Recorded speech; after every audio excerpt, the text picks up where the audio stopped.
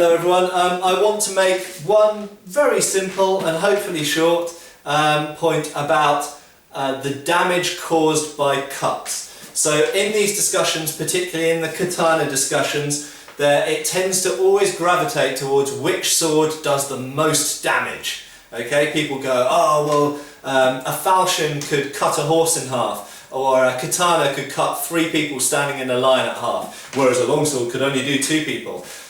Okay, sense of perspective again. How much does a sword need to be able to cut through to be able to incapacitate an opponent? Okay, might chopping 1 finger off them incapacitate them? It might do, although probably not most of the time.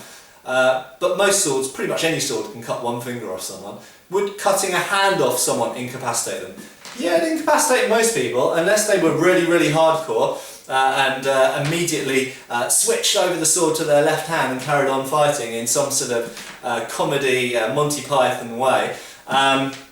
Then yes, usually cutting through someone's sword hand is, you know, a wound that most swords, pretty much any sword I can think of actually, maybe with the exception of things like rapiers and small swords, which aren't really designed as cutting swords in general, pretty much any cut and thrust sword could take someone's hand off.